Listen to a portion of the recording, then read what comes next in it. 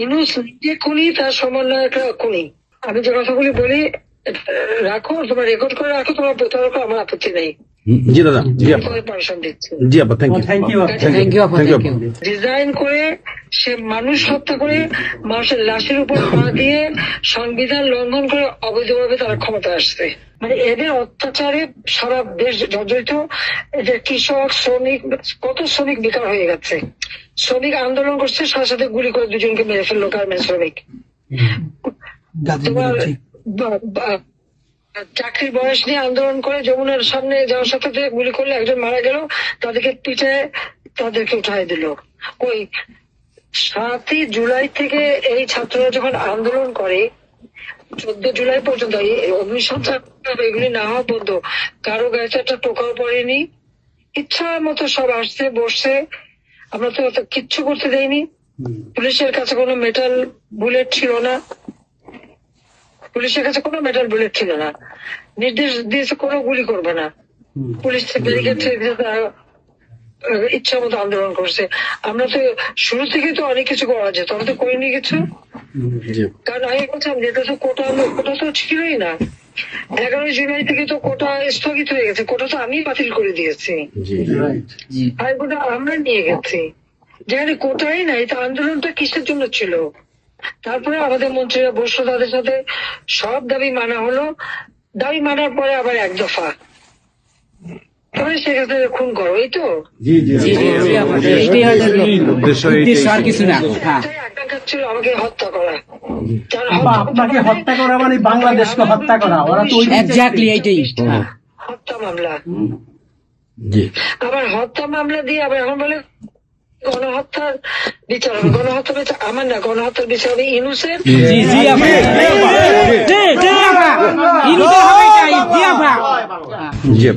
এই সমস্ত খুনের দায় দায়িত্ব ইউনূসকেই নিতে হবে, আর তার ওই সমন্বয়করা। সে যে হত্যার সঙ্গে জড়িত প্রমাণ পাওয়াই যায়। সে যত জঙ্গিদেরকে ছেড়ে দিল, হলি অটিজমের মতো ঘটনা ঘটলো, তাকে 21 আগস্ট গ্রেনেড হামলায় আসামি তাকে এবং অন্য যত জঙ্গি ছিল সবাইকে সে মুক্তি দিয়ে দিয়েছে।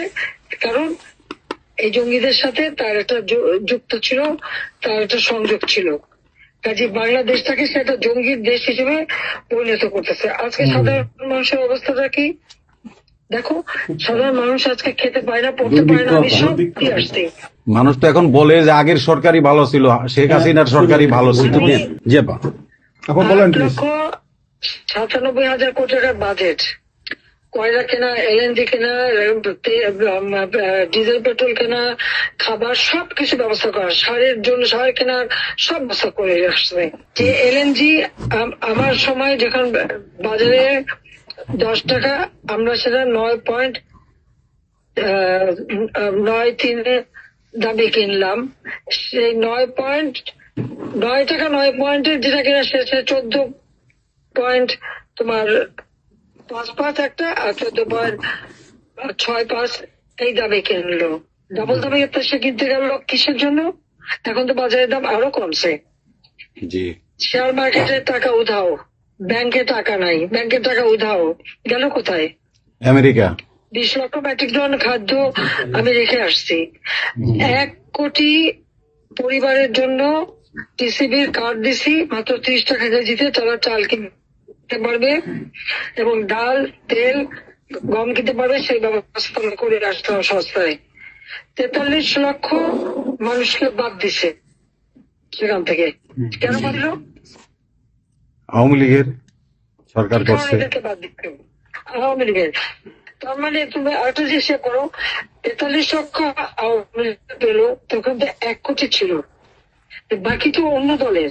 আওয়ামী লীগ তো দল দেখে নাই, আওয়ামী লীগ দেখছে যারাই আবেদন করছে তাদেরই দিয়েছে, সে যে দলমত নির্বিশেষে সবার জন্য। আওয়ামী লীগ মানুষের জন্য করে, এটা আওয়ামী লীগ সরকার করছে এর জন্য। ছাত্রদেরকে সে তারা বিভ্রান্ত করছে। এখন সাধারণ ছাত্রছাত্রীরা যারা এই বিভ্রান্ত এই খুনিদের সাথে যুক্ত ছিল, আমি তাদেরকে বলবো তাদেরকে আবেদন করছিলাম, বুঝতে পারছেন না যে কি হচ্ছে, আপনাদের বাচ্চাদের আসতে দিন। তারা দিচ্ছে বাচ্চাদের আসতে, অনেকে অনেকে তো আপনাদের হারালো, তখন যদি আমার কথাটা শুনতো তো এই হারাতে হতো না। তা আজকে তারা নিশ্চয় উপলব্ধি করতে পারছে।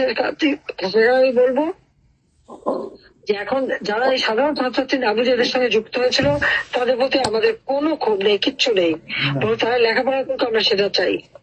জি আপা জি আপা। কিন্তু আমার কথাটা হচ্ছে, আমাদের ছাত্রলীগ করাটা কি অপরাধ? আওয়ামী লীগের সন্তান হচ্ছে তার জন্য কি অপরাধ? তাদের পরীক্ষা দিতে দেবে না, ভাইবা দিতে দেবে না, ইউনিভার্সিটিতে যেতে দেবে না, স্কুলে যেতে দেবে না, কলেজে যেতে দেবে না। What is this? আর এই ছেলে পেলেদেরকে কিভাবে বেয়াদব বানিয়েছে? স্কুলের প্রিন্সিপাল, টিচার তাদেরকে তার জুতার মালা পরায়, গাছের সাথে বাঁধে, তাদেরকে দিয়ে রিজাইন করায়। লাঠি সোটা নিয়ে জীবন, আমি জানি না পৃথিবীতে কোনো দেশে এই ঘটনা ঘটছে কিনা। চিফ জাস্টিস তার বাড়ি হামলা, চিফ জাস্টিসের হামলা। যাদের আত্মসম্মান বোধ আছে তারা থাকে না, উনি সাথে সাথে রিজাইন করে দিছে। কতজন মানে জজ তাদেরকে এজলাসে ঢুকতে দেবে না, তাদের রিজাইন করার জন্য চাপ দিছে। রিজাইন করে না থেকে তাদেরকে কোনো কোর্ট দিতে না, তাদেরকে বাতিল করে দিয়েছে। ইলেকশন কমিশনকে বাতিল, আমাদের মানবাধিকার কমিশনকে বাতিল, আমাদের পাবলিক সার্ভিস কমিশন বাতিল। সবই বাতিল করেছে। চাকরি দিতে পারছে না, চাকরি দিতে পারছে না। পাবলিক সার্ভিস কমিশন অচল করে দিয়েছে। এই ছেলেপেলেরা যাবে কোথায়? আজকে তারা কাজ করার সুযোগ নেই। একের পর এক ইন্ডাস্ট্রি বন্ধ, আগুন দিয়ে পুড়িয়ে দিয়েছে ইন্ডাস্ট্রি অথবা বন্ধ করে দিচ্ছে। ব্যবসায়ীরা টাকা আনতে পারে না, যারা খাবার আমদানি করতে তাদের বিদেশে যেতে দিচ্ছে, তাদেরকে হ্যারাস করা হচ্ছে। ইনশাআল্লাহ হইবে একদিন। ইনশাআল্লাহ হবে, ইনশাল্লাহ। আপা 152 জন সমন্বয়কের মধ্যে ওর বিচার আমি করব। একজনকেও কিন্তু গুলি করা হয় নাই বা কেউ গুলিবিদ্ধ হয় নাই, গুলিবিদ্ধ হয়েছে সাধারণ জনতা। তার মানে ওরা মারছে এগুলোকে। ইন্ডেমনিটি দিয়েছিল 15 আগস্ট হত্যাকারীদের। পুলিশ আমি বলছিলাম বিচার করবো, আমি বিচার করি নাই, করছি ইনশাল্লাহ। ইনশাআল্লাহ ইনশাআল্লাহ আপা, ইনশাআল্লাহ। দেশে বিচার হবে ইনশাআল্লাহ আপা, অবশ্যই। অপরাধীদের বিচার জাতির বিচার শুরু করেছিলেন, জিয়াউর রহমান এসে সে বিচার বন্ধ করে দেয়। এই যুদ্ধ অপরাধীদের উপদেষ্টা বানায়, মন্ত্রী বানায়, প্রধানমন্ত্রী বানায়। খালেদা জিয়া তাদেরকে মন্ত্রী বানায়, জি জি এরশাদ তাদেরকে এমপি বানায়, আবার বানায় কি বলে রাজনীতি করার সুযোগ দেয়, রাষ্ট্রদূত করছে, রাষ্ট্রপতি পদে প্রার্থী করে। খালেদা জিয়া ভোট চুরি করে এই খুনিদেরকে পার্লামেন্টে বসায় রচিত্রে। আমি বলছি আমি বিচার করবো, আমি বিচার করতে পারছি, আল্লাহ আমাকে সেই সুযোগ। ইনশাআল্লাহ। জয় বাংলা, জয় বাংলা। হ্যাঁ। এই ছাত্র হত্যার জন্য, জনগণ হত্যার জন্য, পুলিশ হত্যার জন্য আওয়ামী লীগের নেতাকর্মী এবং মাইনরিটি, হিন্দু, বৌদ্ধ, খ্রিস্টান কেউ বাদ যায় নাই। ঠিক, জি আপা। এটাই গণহত্যা। আক্রমণ করছে, হিন্দুদের বাড়ি ঘর মন্দির ভাঙছে, বুদ্ধিস্টদের প্যাগোডা ভাঙছে, সেখানেও তাদের ছেলেদের হত্যা করছে সেই খাগড়াছড়ি এবং রাঙামাটিতে। প্রত্যেকের উপরে এরা হামলা করছে, করে করে তাদেরকে মারছে। মাইনরিটি গ্রুপের যে অত্যাচার। আবার দাবি উঠায় কি ইসকন নিষিদ্ধ করতে হবে, আর সংবিধান থেকে সেকুলার শব্দ বাদ দিতে হবে। কেন বাদ দিতে হবে? এই সংবিধান জাতির পিতা দিয়ে গেছেন, এটা লাখো শহীদের রক্তের বিনিময়ে পাওয়া। এদের কলমের কচু জিয়াও এটাকে নিয়ে খেলছে, এসবও করছে, খালেদা জিয়াও করছে, কিন্তু আবার আমরা সেই সংবিধান ফিরিয়ে এনেছি, মানুষের অধিকার আমরা নিশ্চিত করেছি। এবং এই সংবিধানেরই 7ম অনুচ্ছেদের গ, অবৈধভাবে অনির্বাচিত কোন কেউ যদি ক্ষমতা চায় তাহলে তার বিচার হবে। এবং ইউনূস, তার কোন সাংবিধানিক ভিত্তি নাই, সে অসাংবিধানিক ভাবে অবৈধভাবে ক্ষমতা দখল করছে। ইনশাল্লাহ তার বিচার ওই সংবিধান মোতাবেকই হবে, এবং তার ওই চালা চামুন্ডা যে করার সাথে আছে আর উপদেষ্টা এবং সমন্বয়কারী সবকটার বিচার বাংলা মাটিতে হবে। জয় বাংলা। ঘুষখোরের কোনো জায়গা নাই বাংলাদেশে আপা। জি আপা। আজকে সারা দেশের মানুষ হাহাকার, জি জি। জীবনের নিরাপত্তা নাই, যে কোনো ঘরে ঢুকতেছে অমনি তাদেরকে খুন করে, লুটপাট করে। ডাকাতি হইতেছে, চুরি হইতেছে। চুরি হইতেছে, ডাকাতি। এই ছাত্র নামদারিরা এমপি হোস্টেলে যে সব তালা ভাঙছে, সব লুট করছে, মন্ত্রীদের বাড়িতে তালা ভাঙছে, লুট করছে, আমাদের প্রত্যেকের গণভবন থেকে শুরু করে সবই তো লুট করছে। এবং ইউনুস নিজেই তো গণভবনে গেছিল লুট করতে। ছবি দেখো না? ঘুষখোর। আপা আপনি গোপালগঞ্জে চলে আসেন, কোনো সমস্যা নাই, আপা, আপনি যদি আমরা আছি আপনার আসেন, সাথে। আমরা সবাই যাব ইউরোপ আমেরিকা থেকে, সবাই আমরা যাব। আমরা গোপালগঞ্জ বাংলাদেশে যাবেন, ইনশাআল্লাহ। আমরা স্বেচ্ছায় কারাবরণ করবো দরকার হয়। হ্যাঁ, বলেন প্লিজ। ওই আগুন দিয়ে পোড়ানোর পরে যেটুকু অবশিষ্ট ছিল সেটা লুট করতে গেছিল। তাহলে ওটা তো চোর, জি, বড় চোর। সুদখোর। ঠক। জি আপা। আপা, বিচার করবে আমাদের। আপা, আচ্ছা আমি ওর বিচার করবে জনতা। Yes, yes, আপা। জনতা তো করবেই, আমরা নিজেরা করবো আপা, ফাঁসি চাই না, নিজের হাতে আমরা করবো। দৃষ্টান্তমূলক ফাঁসি চাই, যেটা জনগণ দেখবে, ওই ফাঁসি চাই। যার যার বাড়ি ঘর পড়াইছে করছে, আপা দেশের থেকে সব গরিব মানুষ এখন গ্রামে যাচ্ছে, খাবার পাচ্ছে না, কিচ্ছু পাচ্ছে না, খুব কষ্টে আছে সাধারণ পাবলিক, খুবই খারাপ আপা। সারা বাংলাদেশ, আমরা দোয়া করি আপনি তাড়াতাড়ি আসেন। বৃহত্তর নোয়াখালীর অবস্থা অনেক খারাপ আপা। সারা বাংলাদেশের অবস্থা খারাপ। বানায় রাখছে ওরা আপা, সারা বাংলাদেশটাকে একটা বদ্ধ ভূমি বানায় রাখছে, যেখানে সেখানে হত্যা, মানে এমন কোন লোক নাই যারা এখন শান্তিতে আছে। সবাই একটা কথাই বলে যে আগেই ভালো ছিল, আগে সরকারি ভালো ছিল। আমরা ভুল করেছি আপা, এই কথা সবাই বলে। সবাই অনুতপ্ত আপা। আপনি বলেন এখন। জি আপা, প্লিজ প্লিজ বলেন আপা। প্লিজ। প্রত্যেকটা জায়গায় তো এইভাবে। এবং এখন আবার সে ওই আরেকটা পদক্ষেপ নিচ্ছে, এদিকে প্রায় 80 জন প্লাস আরো 35 জন, সেই সাথে 300 লোক, তারা জেলা, উপজেলা, ইউনিয়নে সার্ভে করতে পাঠাচ্ছে। সবাইকে বলে দাও ওই সার্ভে করতে কারা যায়, কাদের নাম লিখছে, Yes, সেগুলো of course, আমরা করবো। Definitely quick get it. Yeah. আমরা চাই আপা আপনি সুস্থ থাকেন, আপনি সুস্থ থাকলে বাংলাদেশ সুস্থ থাকবে, বাংলাদেশ ভালো থাকবে। আপনাকে আবার আমরা ফিরিয়ে এনে বাংলাদেশকে আবার এগিয়ে নিয়ে যাওয়ার জন্য জয়ের মালা পরাবো আবার, আবার জয়ের মালা পরাবো। জয় বাংলা, জয় বঙ্গবন্ধু। জি আপা, প্লিজ। আমরা তোমাদের যে দেশে আছো সেই দেশে স্যার ডেনমার্ক আমেরিকা সবাই এখানে আছি আপা, ডেনমার্ক আমেরিকা সবাই আছি। আপা আপনি এখন আমাদের কিছু নির্দেশনা দেন, আমরা প্রবাসী থেকে কি করতে পারি, এবং বাংলাদেশে আমাদের যে ফ্যামিলি আছে, আত্মীয় স্বজন আছে, আমাদের যে বিভিন্ন দলের নেতৃবৃন্দরা আছে, আমরা কিন্তু অর্থনৈতিক থেকে বিভিন্ন ভাবে সহযোগিতা করতেছি, যার যেভাবে পারি আমরা। বাকিটা আপা আপনি নির্দেশনা দেন, আপনার নির্দেশনার মতো আমরা কাজ করবো বাংলাদেশে এবং প্রবাসে। তোমাদের যেটা করতে হবে, একটা হচ্ছে তোমরা যে দেশে আছো সেই দেশের আইন কানুন মেনে জি, ওখানকার যারা নির্বাচিত প্রতিনিধি বা সরকার বা যে বিভিন্ন মানবাধিকার সংস্থা, তারপরে 165 জন সাংবাদিকের জি, চাকরি নাই, জি, তাদের অ্যাক্রেডিটেশন কার্ড বাতিল করে দিছে।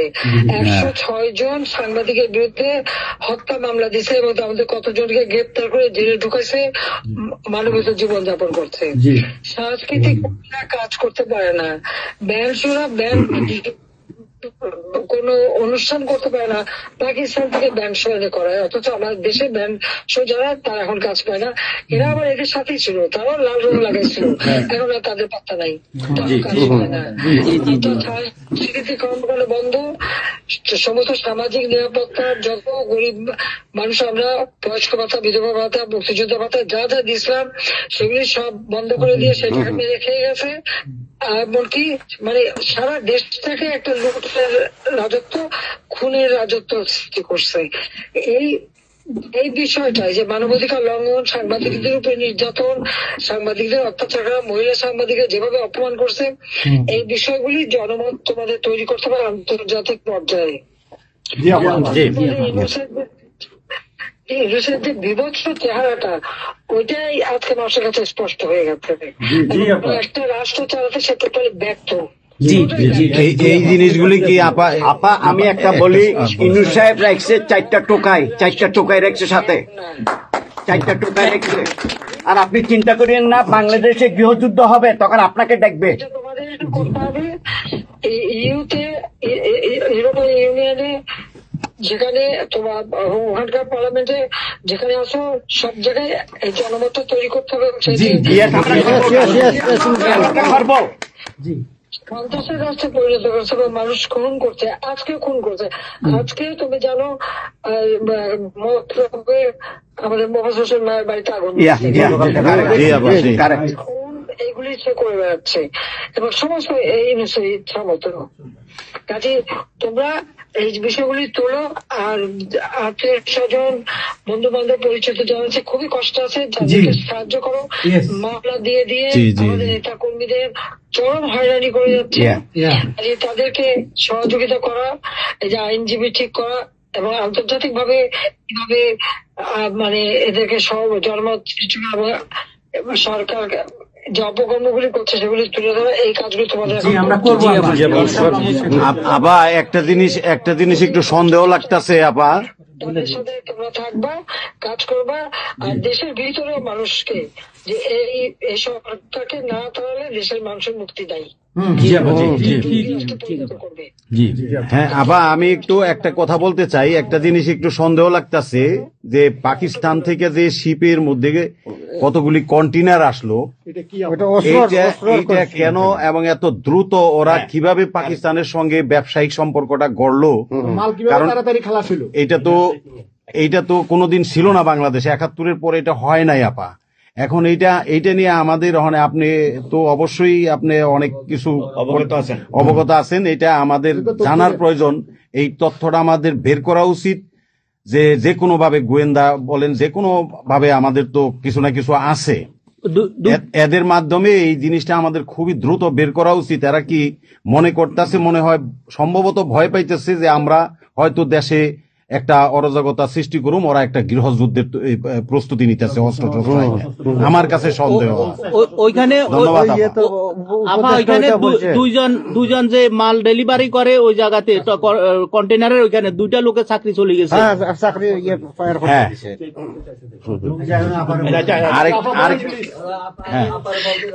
দেখতে চাইছে, স্ক্যান করতে চাইছে, দেয় নাই।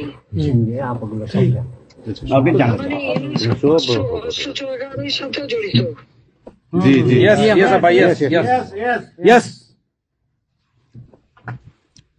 আপা এই দেশটাকে তো ওরা আবার সেই পাকিস্তানের পর্যায়ে নিয়ে গেছে, আমাদের এই দেশটাকে আবার উদ্ধার করতে হবে ইনশাল্লাহ। এজন্য আমাদের যা করতে হবে প্রবাসী এবং দেশে, আপা আমরা যারা বাহিরে আছি আপা, আমরা প্রয়োজনে দেশে গিয়ে আবার ওই মুক্তিযুদ্ধ আমরা দেখি নাই 71-এ, আমরা নতুন মুক্তিযুদ্ধে আমরা অংশ নিব আপা ইনশাল্লাহ। এই দেশকে উদ্ধার করতেই হবে আপা আমাদের। একটা শুনি। জি আপা বলেন।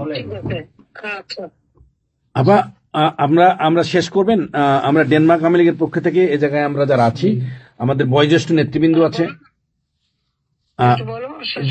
হ্যাঁ, ডেনমার্ক আওয়ামী লীগের বয়োজ্যেষ্ঠ নেতৃবৃন্দ আমরা এখানে উপস্থিত আছি। আমরা আজকে প্রতিবাদ সভা ডেনমার্ক আওয়ামী লীগের এই ইউনুস সরকারের এই যে অগণতান্ত্রিক কাজ, এই সন্ত্রাসী ইউনুসের যে অগণতান্ত্রিক কাজ, তার বিরুদ্ধে আমরা মাফিয়ার বিরুদ্ধে আজকে প্রতিবাদ সভা হচ্ছে। সেই জায়গাতে আমাদের ডেনমার্ক আওয়ামী লীগের উপস্থিত আছে বাবু সুভাষ ঘোষ, আমাদের আপনি জেনে থাকবেন সবারই নামই, লিঙ্কন ভাই, লিঙ্কন মোল্লা, খোকন মজুমদার, আমাদের নঈম বাবু, আমাদের স্বামী দাস, আমাদের অবশ্যই মোহাম্মদ শহীদ, আমাদের মাহবুর রহমান, এখানে লিমন, তারপরে আমাদের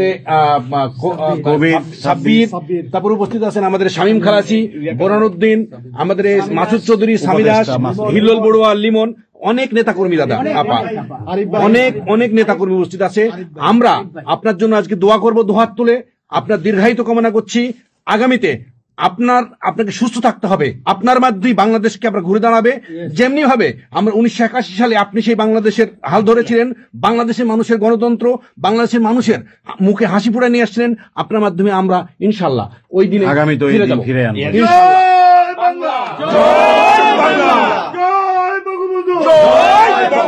শেখ হাসিনার সরকার বারবার দরকার, শেখ হাসিনার সরকার।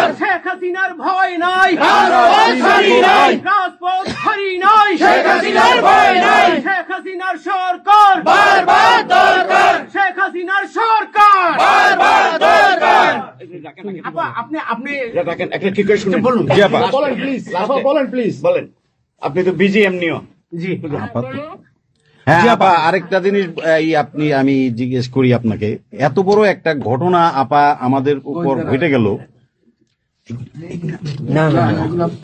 আপা আমার আমাদের গোয়েন্দারা কি করছে আপা? এই প্রশ্নের অ্যান্সার আবার দিয়েন না। আমাদের সাংগঠনিক অ্যান্সার যেটা হয়েছে, আমরা যেহেতু রেকর্ড করেছি এই অনুষ্ঠানটা, সেই এই পর্যন্তই থাক, আমাদের মনে বলে ভালো। এই পর্যন্ত আমরা শেষ করছি। আপনাকে আবার ধন্যবাদ, আপনার জন্য দোয়া করছি, আপনার দীর্ঘায়িত কামনা করছি আপা। আপা